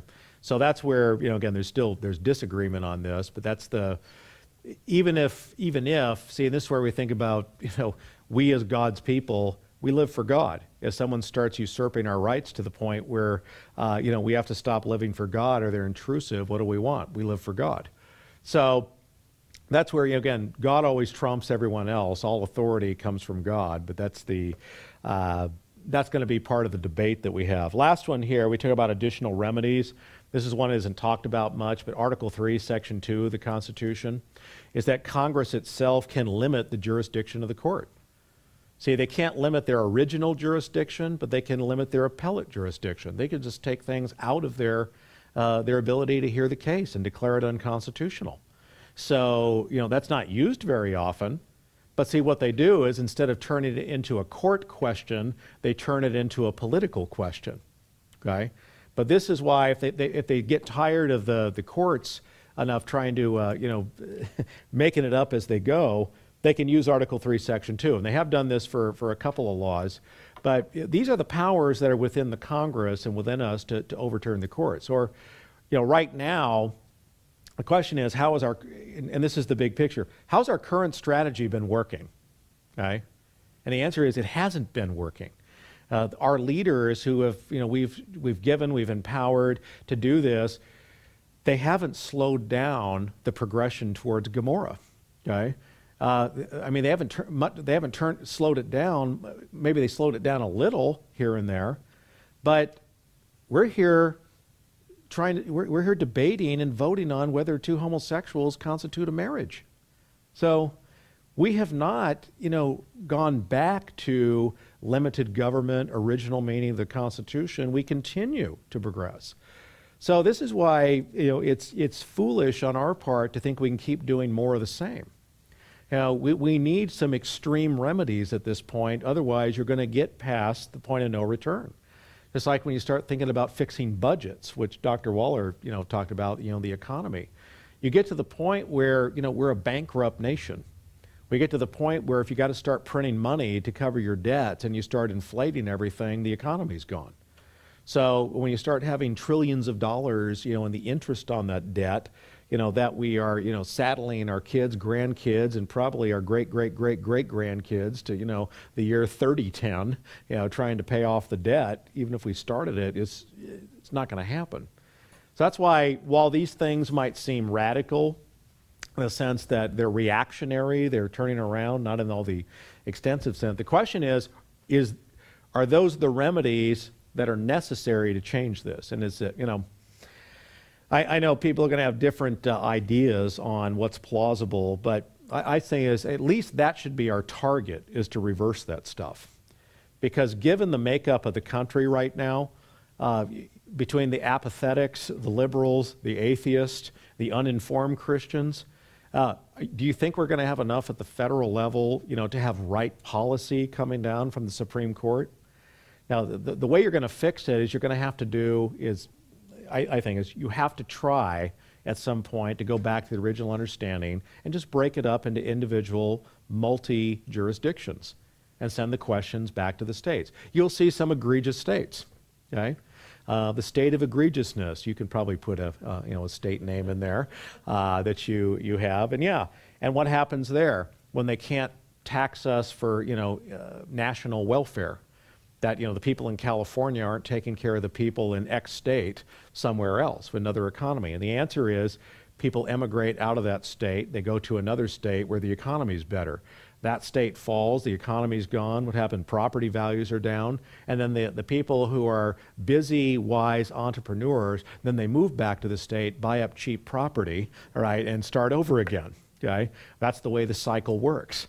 So long-term big solutions for these things, we've got a lot of them. But with the last couple of minutes I have, I want to do a little bit, since I talked about fundamental rights and substantive due process. And I'll tell you right now, I'm in a minority on this, what I just told you, because you have even a number of conservative legal scholars that would still say, well, but we still think there's, some substantive due process, but it shouldn't be this extensive. So I'm Borkian in my approach to this. And based on what I've argued from you with Blaine amendments and things like that, I think the original meaning of the 14th Amendment is clear, that they didn't intend selective incorporation of the Bill of Rights. Maybe if you want to try and get substantive due process, you can try, but I think that violates the separation of powers, because you start having courts legislate rather than decide cases. This is not an issue in controversy. They're creating a legal proposition. They're creating a legal right, which is within the jurisdiction of the legislature, not the courts. So on that, So again, I just to tell you, I mean, I'm in the minority on that. You're going to find even other, but I'm in good company with Robert Bork and other people like that. So, I stand by my argument. On this, though, think about equal protection. Again, equal protection, again, what was the basis of equal protection? Freed slaves who were black were not being treated equally and given the same rights and privileges solely because of their race. Okay? So the Equal Protection Clause was given to make sure that people who are people of color, people of any race, are going to be protected against racial discrimination. Okay, that's what it was about. And of course, when you look at the criteria for equal protection to be considered, part of a suspect class where you get a heightened scrutiny for looking at, certain provisions, if we restrict something because of race, that's going to get strict scrutiny, okay? Which means that, what strict scrutiny is, it's the highest level of scrutiny that the court puts on this. And what it means is that the state almost always loses if it passes a law. Because why? Because the state has the burden of showing why there is state has the burden of showing why that it can do this, and there's no less restrictive means and so forth of restricting the liberty here. Okay, so strict scrutiny is the highest level, and usually it doesn't pass muster. So, but equal protection, the problem is the way it's been misused in the last 80 years, and because it is misused, is that now what we want is equal outcome on everything. There is no basis for any class distinction anymore in equal protection. Now, I mentioned that when you look at equal protection, it's all class distinctive and class specific. For example, we still rightfully don't allow men to go in women's restrooms and vice versa. We have good reasons for certain kinds of gender discrimination. Okay? We don't allow blind people to drive cars. Okay? That's not a violation of equal protection. Okay? So the point is that sometimes there are good reasons to restrict certain kinds of people and groups of people. Okay? The question is there a good reason for it? Now, if it's for certain suspect classes, whether it's based on race, okay, that immediately, if you're restricting something because of race, what's that? That's an immutable physical characteristic, okay? That's not even gender differences, all right? So why would you have a class difference between that? You got to have a really good reason, okay, to pass strict scrutiny, okay? And it almost always fails. But on the other hand, if you're not in a suspect class like race and gender, here's the point. This is how we go over to our Prop 8 stuff. Is if you're not in a suspect class, all the court needs to use is a rational basis test. Okay, the rational basis test simply means if there's any legitimate reason, okay, involved that the government has, the plaintiff in the case has the burden of proving the government did them wrong rather than the reverse. In strict scrutiny cases, the government has to show why they were permitted to do it. And in rational basis, almost always, the people lose and not the government, okay? Because all they have to show is any legitimate reason for it. And this is why, again, when you think about these levels of scrutiny, see, homosexuality is not a protected class. It's not a suspect class. This is what they've been trying to get for years, is to get as a suspect class. But to be a suspect class, there are 3 or 4 characteristics that define a suspect class. One of them is immutable physical characteristic. Okay? Now, that should raise some alarm bells in your head. What's been motivating all the pseudoscience on homosexuality for the last 20 or 30 years? To find homosexual genes, enlarged hypothalamus, okay, things like that. Because the pro-homosexual left knows that to try and make their legal case for this, they have to try and establish immutable physical characteristic so they can be identified as a suspect class. Okay? And of course, that's why you saw all the pseudoscience studies, the Simon LeVay studies, the alleged gay gene studies. They're just, all of those have been repudiated. Okay? There's nothing there.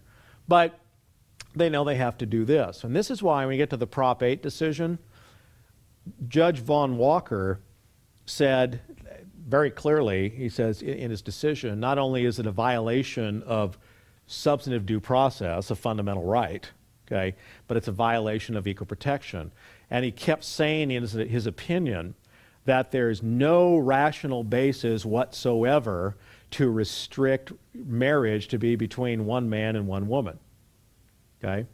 Now, think about why did he have to keep saying that? Because the answer is if the state had any legitimate reason at all, then the case would have failed. Okay?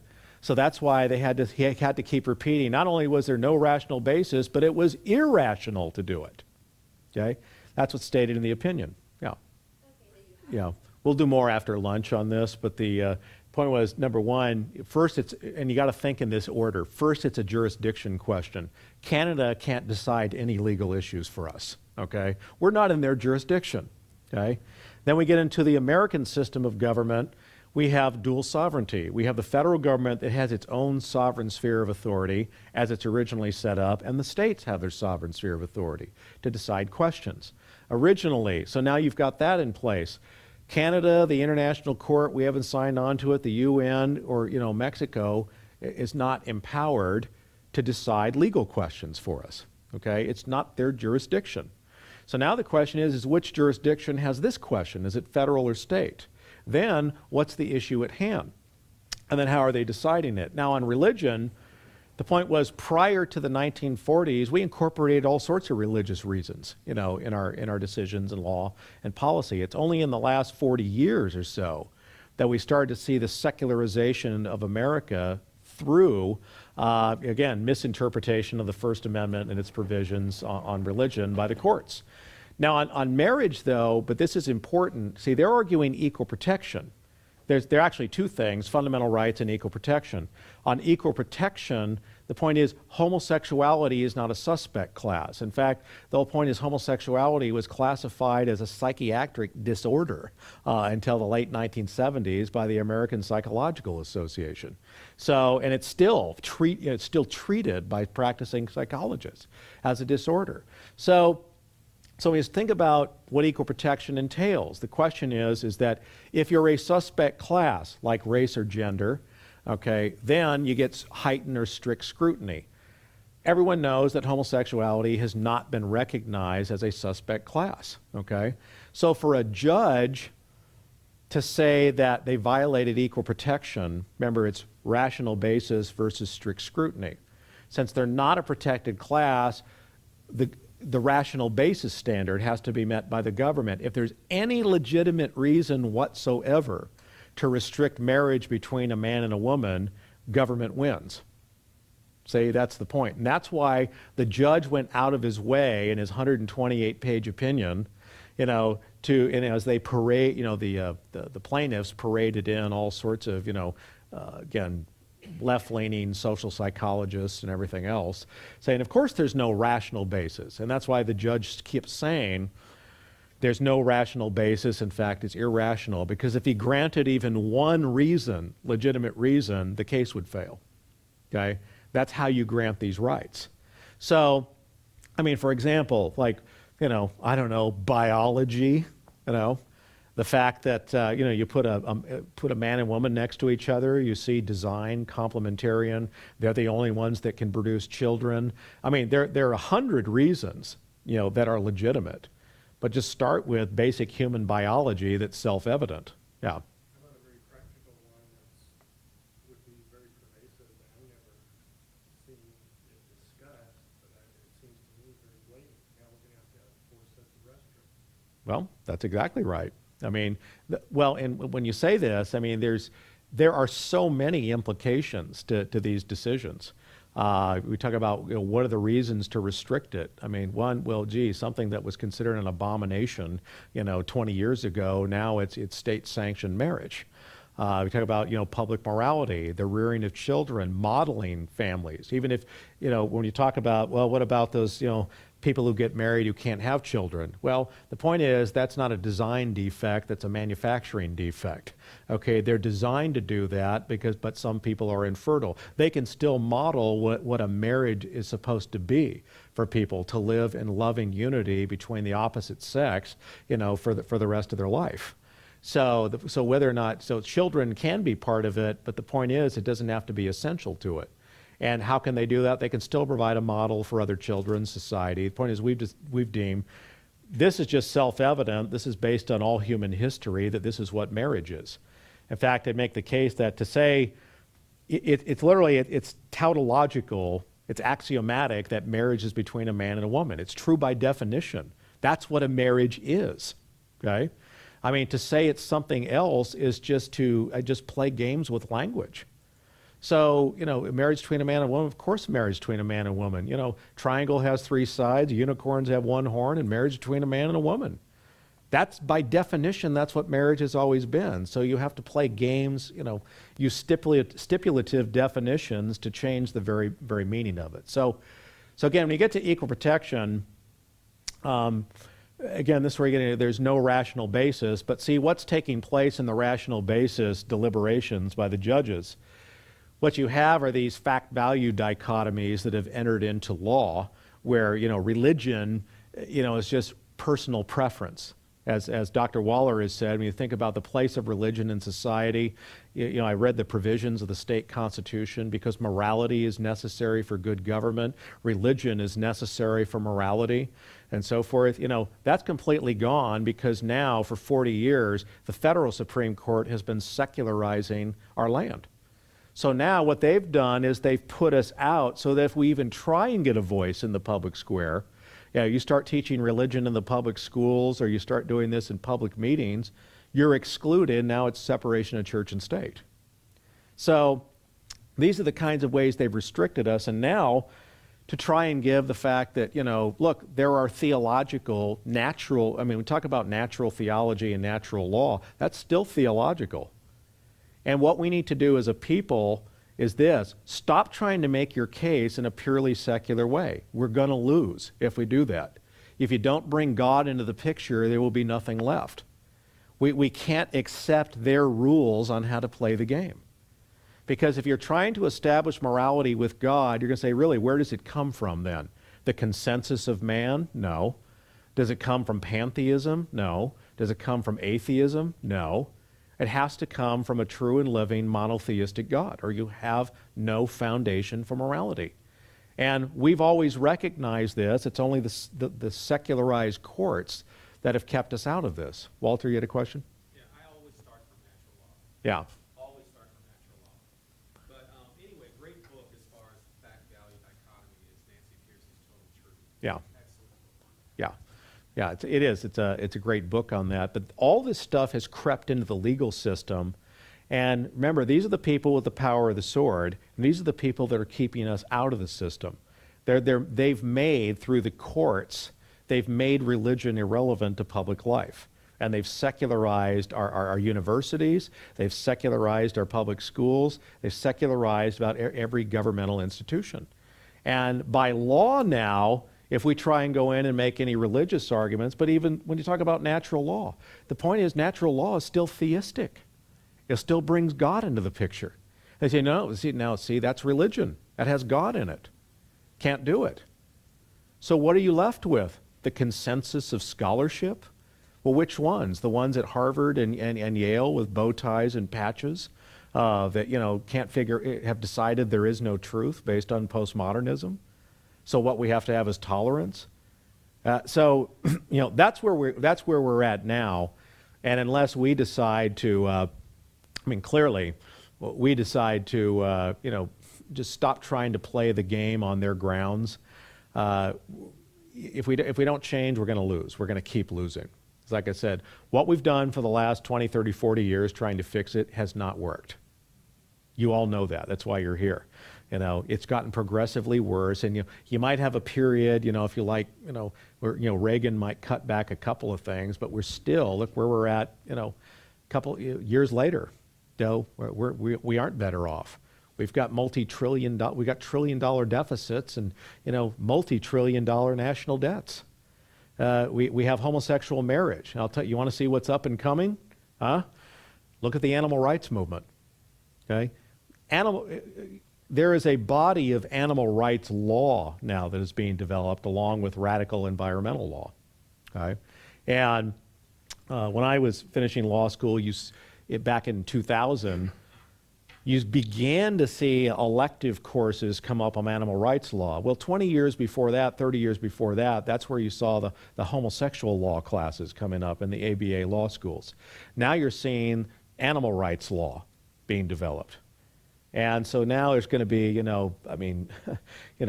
animal murder, animal this. I mean, in fact, you hear it, it's the culture is moving that way, because now you don't hear about killing gorillas anymore in Africa. You hear about murdering gorillas, okay? This is the language that's creeping in, is that, see, our personhood and value is going down, their personhood is going up, okay? So it all has to do with personhood. So anyway, with a couple minutes left for a lunch break, just open it up. Any questions on this stuff? Wickard v. Filburn. Yeah, Commerce Clause, that's the other, nasty clause that the courts have used, where, in fact, the civil rights, restrictions were basically Commerce Clause that they try to use. But the whole point is that, how are we going to fit our agenda in this is interstate commerce. There was no Commerce Clause issue passed by the government, the federal government, that was overturned until 1995, when the federal government tried to use the Commerce Clause to do certain handgun bans. So, why? It tried to ban handguns around public schools and things like that, and zoning laws. How in the world is this interstate commerce? Well, if kids get killed, they won't be able to participate in interstate commerce, right? So this is the kind of reasoning that no, that's not interstate commerce. And what we're seeing today with the Commerce Clause, and this is where it's going through the courts right now, is the Obamacare bill is this a violation of the Interstate Commerce Clause, such as compelling people to buy health insurance when they don't want it, okay? When you look at that, how can the Interstate Commerce Clause, which is supposed to regulate people who choose to engage in interstate commerce, used to compel people to engage in interstate commerce when they don't want to, okay? But this is part of the argument for that. But, when they were trying to pass the Obamacare bill, people were asking, congressional, certain people in Congress, so what power of the Constitution gives you the right to pass this bill? And they basically got laughed at. Ha, yeah, right, like we care about the Constitution, right? And that's the problem. We need people who actually are constitutionalists, okay? Other questions, comments? Yeah. In the introduction, I can't remember who mentioned it, but it was one of you two, and you talked about being on the offense instead of the defense, and with regards to the Constitution of the United States and everything, and not just letting the enemy come at us all the time. And are the things that you noted about education of everyone and about, amendments, First Amendments, things like that, are those the main things that you both see as offense, or are there any others that you might want? There's lots of stuff we can do for offense. I mean, those are just the particular remedies for, you talk about big picture stuff, that's big picture stuff. There's everything from big picture to small picture. We're talking about big picture stuff that's long-term. Short-term right now, is what you really got to do is the churches need to wake up and inform people. Most of our Christian conservatives, where do we go? We go to church. That's our main source of information for Christian information. But if the churches aren't educating people, people aren't going to be trained in these areas. So that's the problem. We look at Christian education generally. How many people have learned this stuff growing up in the church? Did you get a good quality academic Christian education? Probably not. Big stuff, constitutional amendments. Small stuff, send $20 to the candidate that needs your help to get their slates out, okay? Fact is that, you talk about people running for office, they need money. They really do. They need people to stuff envelopes. Have you found candidates to be able to give money to and stuff their envelopes? That's something you can do right now. Find the people who are trying to do the job and help them. Say, what do you need? Most of the time, if they can get everybody to give $20, $30, that really helps them in a race. Or, again, there's lots of things like that, but the bigger things are, look, you don't like it, You guys are here because you're all political junkies, okay? You're not the problem, all right? The problem is the other people out there who don't care, the apathetic ones. So the question for you is, you want to think about this in your Christian life, do you feel you have a calling to public office, okay? And if so, really pray about that and think about it. Is that, look, I mean, you want to be the citizen legislature? I mean, you think you have executive ability that you can do these things? You know what? Pray about it. Is that a calling? Calling, you can be a calling to be a doctor, a lawyer, a politician, a lot of things. What has God called you to do? We're interested. Well, other people aren't doing the job. Guess what? If you think you have the ability and the know-how to do it, think about doing. You can do everything from running for your water district to get a start, to you talk about your local county, everything Republican or whatever party you're for, join the county committee, okay? I think a lot of people go there. You can start getting involved in county politics or local politics.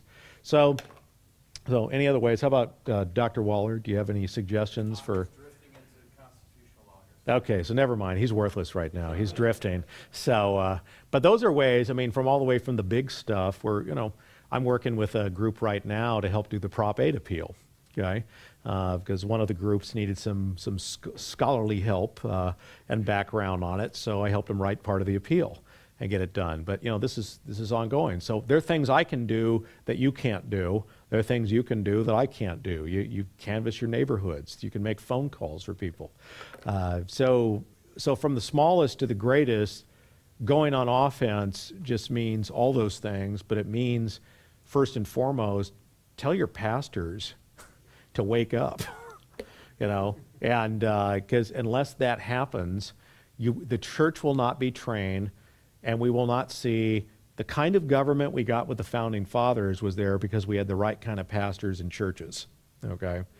And we don't have the kind of government today because we have the wrong kinds of pastors and churches. It's that simple. So until they wake up, it's going to be people like us trying to put our finger in the dike, on issue by issue. But when 1,000 issues are going, we might plug 5 of them, but the other 995 get through. Okay? So, I said, can't do business as usual. With the seminaries, you only have to do something with the pastors. Well, I mean, we can go and talk to a pastor, and quite often we're seen as a threat. Yeah? And so we go out there and do our thing, but it really seems like, the seminaries really need to get on board with this. And what are you seeing happen there, if anything? Unfortunately, the seminaries haven't been very interested in this either.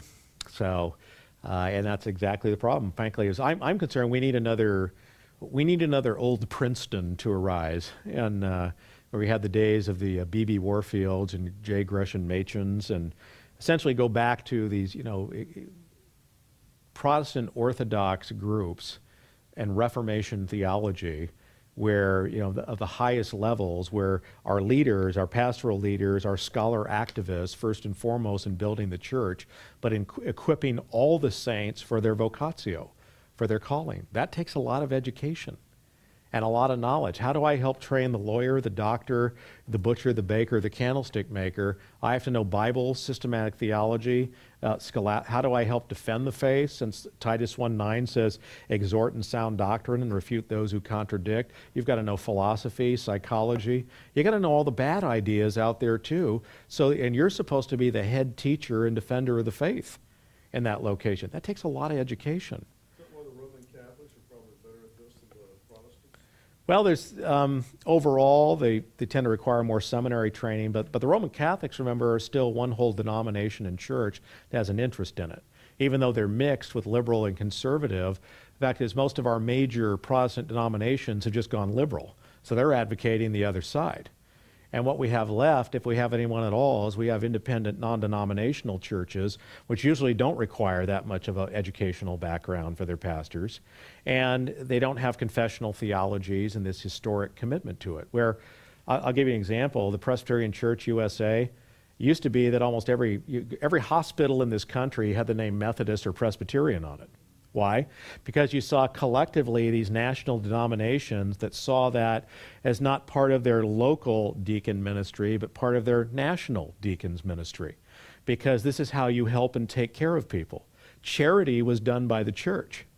So we took care of the widow and the orphan. We built the hospitals. We did all these things because we saw that as, while locally, this is the local church might have the deacons that wait tables and do that, but this translated into society diaconate, where we help the poor. We set up the soup kitchen, the homeless shelters, and all these things. But again, we need to get that vision back of ecclesiology and theology. Walter? Kevin, it seems to me that there's a push within the Roman Catholic Church and within some quarters for distributism, which is sort of Oh, yeah. that third way. Yep. Even though we do have some great Catholic apologists like Peter Pratt Yeah. out there, but it still seems that the Catholic Church isn't, and even from the latest encyclicals from Ratzinger, Veritas, what was his last one? Don't know. Veritas. Yeah, don't know. It really seems to be he's on board with sort of this whole distributive type mentality. Unfortunately, yeah, the way the Catholic Church is set up, when it moves slowly, but once it moves, it's there for a long time. And so again, that's the good and bad part about Episcopalian and monarchian forms of church government, and having a college of cardinals, all that. But the other problem is that generally in Catholic theology, they became anti-capital punishment. And this actually became an issue about 5 years ago. Justice Scalia issued a note to all the Catholic justices and judges in the federal circuit, says, a lot of them were simply refusing to uphold death penalty sentences because of their Catholic beliefs. And he said basically, hey, if you got a personal problem with this, then you need to resign from the bench because you swore to uphold and do your oath of office. So that's why, you raise a good question, because we think about the nature of government and our Constitution. We'll finish with this, then we'll break for lunch, but it's... And coffee. So, yeah, I noticed it stopped growling at us over there, so that's good. The rebuke worked. But a nation, that's why we think about what religion ultimately is. A culture's ultimate values can't be in conflict with its legal values. Okay? And that's why when we look at something like this, they say we have to have people where we say we must obey God rather than man, that my knowledge of the law of God is going to be exactly the same as what the Constitution holds. See, there's got to be a one-to-one correspondence there so there's no conflict in our life. So that's why when you get to a religion where, we can't uphold capital punishment, but the Constitution says you can do it, federal and state, that ends up being a conflict. Now, what happens when you have, how many, atheists, Muslims coming into a constitution that was written by Christians and ultimately for Christians? You end up with conflict. That's why you are never going to have a policy where Muslims who have to follow a law in the Quran are going to be in agreement with Sharia law. They're going to agree with Christian law. Okay? You're going to end up with civil war eventually. And we see that going on in France. We see that going on in Great Britain. Okay? Pretending that religious pluralism works. Only these minority, secularized people who don't care about religion talk about religious pluralism. The real people who believe this stuff believe their stuff is exclusively true and follow it. And that's why we're divided into nations. We're in separate people groups, because a house divided will not stand. And that's what we're seeing right now. So what do we need to do? Well, one, control immigration. You start inviting people into your jurisdiction who disagree with you, you're inviting conflict. Okay? That's why immigration before the 1960s, we intentionally recruited mostly from Protestant countries in Northwestern Europe, because they brought Christian ideals that were compatible with a Protestant worldview. Now that expand to Catholicism, but see, now that you federalized all this stuff, you've got conflicts at the federal level. How do you make everyone happy? You're not. The only solution is to go back to multiple jurisdictions deciding the questions, and you might have, a Muslim jurisdiction or an atheist jurisdiction. The fact is, most of the folks in the United States are still going to go with probably something that looks like a conservative, somewhat Christian idea of it if it's done at the local level. So, but I think that's got to be our goal. Biola University offers a variety of biblically centered degree programs, ranging from business to ministry to the arts and sciences. Visit biola.edu to find out how Biola could make a difference in your life.